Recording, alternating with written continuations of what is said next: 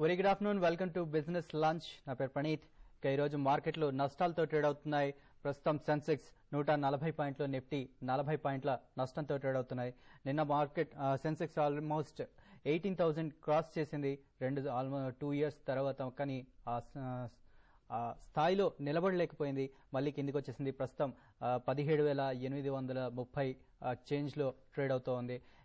ఇవాళ మార్కెట్లో ఎక్కువగా సెన్సెక్స్ నిఫ్టీ నష్టపోతున్నా కూడా మిడ్ క్యాప్, స్మాల్ క్యాప్ మాత్రం స్వల్ప లాభాలతోనే ట్రేడ్ అవుతున్నాయి. అత్యధికంగా కన్స్యూమర్ డ్యూరబుల్స్ ఇవాళ లాభపడుతున్న సెక్టార్.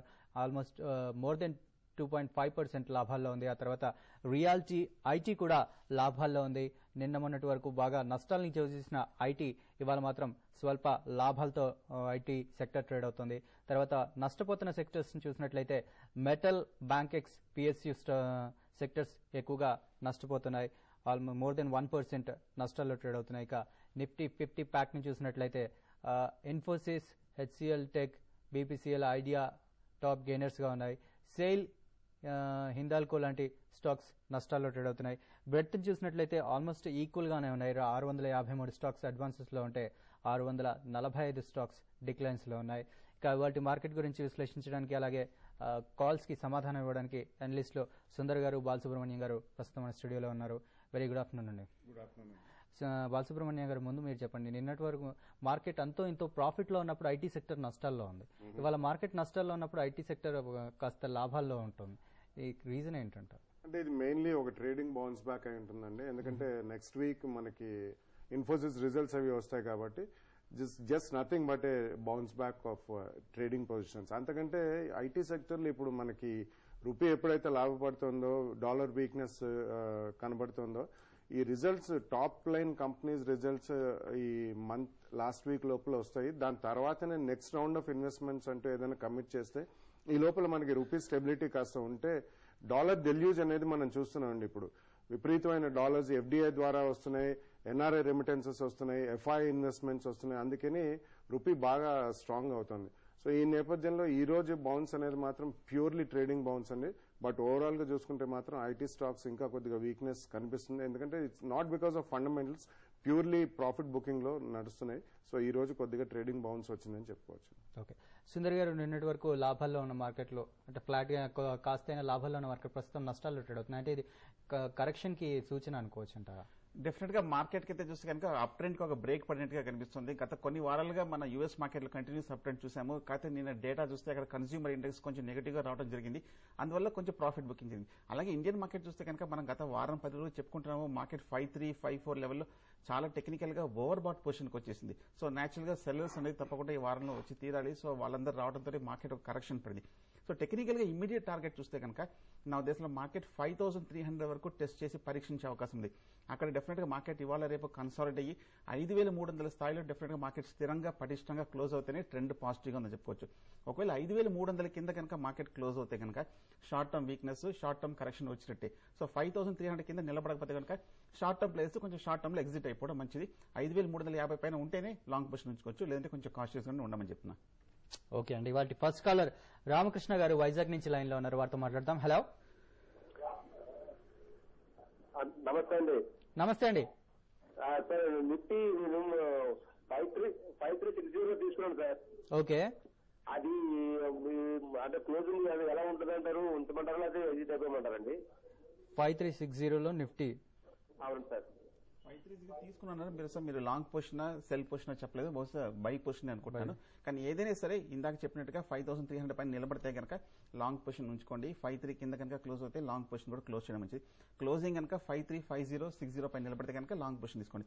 ఏదైనా ఇవాళ రేపు మార్కెట్ కొంచెం వీక్నెస్ వచ్చే అవకాశం ఉంది. సో దాన్ని బట్టిగా కొంచెం లాంగ్ సైడ్ మటుకు ప్రస్తుతానికి ఇమ్మీడియట్ గా వెళ్ళొద్దు అనిపిస్తుంది. ఓకే, ప్రస్తుతానికైతే లాంగ్ కు వెళ్ళొద్దు అని చెప్పేసి సుందర్ గారు సలహా ఇస్తున్నారండి. మరొక లక్ష్మి గారు హైదరాబాద్ నుంచి లైన్ లో ఉన్నారు. Hello. Hello, good afternoon sir. ఇవాళ సుజులాన్ ఒకటి, యూనిటెక్ ఒకటి, జిఎంఆర్ తీసుకున్నామండి. అది 5-6 మంత్స్ కోసము. నెక్స్ట్ రాండక్స్ 504 లో తీసుకున్నామండి. గ్లెన్ మార్కోమో 272 లో తీసుకున్నా. అది మళ్ళీ రాండక్స్ 400కి వస్తుందా? ఈ గ్లెన్ మార్క్ కూడా తీసేయమంటారా? మళ్ళీ కొనాలా? అంటే ఎక్కువ పడిపోతుంది. ఏంటంటే లాస్ట్ టైం కూడా నేను 144 వచ్చేసరికి అమ్మేసాను సిబిఐ. ఇప్పుడు ఒక 2-3 డేస్ కి పెరిగింది. ఎప్పుడు మేము అమ్మేశాక పెరుగుతుంది, కొన్నాక తగ్గిపోతుంది. ప్లీజ్ అసలు మాకు దొరకదు లైన్, వీటి గురించి చెప్పండి. ఓకే అండి, బాలసుబ్రహ్మణ్యం గారు. యా, మీరు ఫస్ట్ చెప్పిన 3 స్టాక్స్ అండి, సుజలాన్, యూనిటెక్, జిఎంఆర్ 3 కూడా చాలా high beta stocks, trading stocks అండి. ఇవన్నీ ఇన్వెస్ట్మెంట్ పరంగా అయితే మాత్రం డెఫినెట్లీ నా ఉద్దేశంలో ఈ 3 స్టాక్స్ లోంచి కూడా మీరు వెంటనే బయటకు వచ్చేసండి. ఎందుకంటే ఇవి చాలా high beta stocks, daily volumes కూడా చాలా ఎక్కువ అవుతుంటాయి. మీరు ఇప్పుడే అన్నట్టు మేము కొనంగానే పడతాయి, అమ్మంగానే పెరుగుతాయి అంటున్నారు కాబట్టి ఇది జనరలీ ఒక టెండెన్సీ అండి, అందరికీ ఉంటుంది. But you have to decide whether you're a long term investor. మీరు గ్లెన్మార్క్, రన్బ్యాక్స్ కొన్న అన్నారు, మీరు అట్లీస్ట్ 1 to 2 years మీరు ఉంచుకున్నట్టయితే డెఫినెట్లీ ఆ స్టాక్స్ మంచివేనండి. ఆ 2 కూడా మంచివే. ఫార్మా రంగం కూడా మంచి పనితీరు అనేది కనబరుస్తుంది. డెఫినెట్ గా ఉంచండి. మీరు ఎప్పుడు కూడా ఒకటే ఆలోచించుకోవాలండి, మీరు స్టాక్స్ కొనంగానే మీకు ఒక రిస్క్ ఎపిటైట్ అంటూ ఉండాలండి. ఒక 10 to 15% లాస్ నేను తీసుకోగలుగుతాను, కానీ నేను ఇన్వెస్ట్మెంట్ చేస్తున్నానని అనుకుంటే మీరు పడంగానే వెంటనే అమ్మద్దండి. డెఫినెట్లీ అవి తర్వాత బాగా పెరుగుతాయి. ఇవన్నీ హై బీటా స్టాక్స్, ఫస్ట్ 3 మాత్రం డెఫినెట్లీ ఇన్వెస్ట్మెంట్ గ్రేడ్ స్టాక్స్ మాత్రం కాదు. ఫండమెంటలీ కంపెనీలో లోపాలు ఉన్నా లేకపోయినా కానీ అంత హై బీటా స్టాక్స్ లో మాత్రం మీరు ఎంట్రీ తీసుకోవద్దండి. ఓకే అండి, లాంగ్ టర్మ్ లో అయితే మీకు బెటర్ రిటర్న్స్ వచ్చే ఛాన్స్ ఉందని చెప్తున్నారండి. ఇక గుంటూరు నుంచి శ్రీనివాస్ గారు లైన్ లో ఉన్నారు. హలో హలో అండి, శ్రీనివాస్ గారు చెప్పండి. జీ షిప్పింగ్ 280 లో తీసుకున్నాం సార్.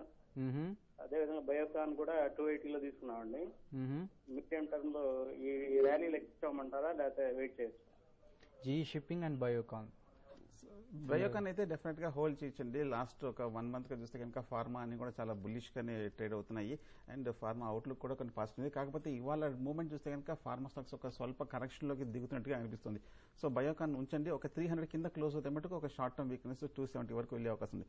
అలాగే జీ షిప్పింగ్ చూసారు, లాస్ట్ 1 month గా చూస్తే 260 నుంచి 330 వరకు కంటిన్యూస్ గా పెరుగుతూనే ఉంది. సో 325 లెవెల్లో ఒక అప్ ట్రెండ్ బ్రేక్ పడే అవకాశం ఉంది. సో ఈ లెవెల్లో డెఫినెట్ గా 2 స్టాక్స్ కొంచెం కాన్షియస్ ఉండి ఒక షార్ట్ టర్మ్ వీక్నెస్ ఎక్స్పెక్ట్ చేయొచ్చు. బట్ ఓవరాల్ గా ట్రెండ్ అయితే పాజిటివ్ కాబట్టి హోల్డ్ చేయొచ్చు లాంగ్ టర్మ్ ఇన్వెస్టర్ అయితే. ఓకే అండి, మరో కాలర్ ఇందిరా గారు హైదరాబాద్ నుంచి లైన్ లో ఉన్నారు. హలో హలో చెప్పండి. నమస్కారం అండి. నేను వీబీసీ కొన్నానండి, జంటు ఫార్మా ఒకటి కొన్నాను.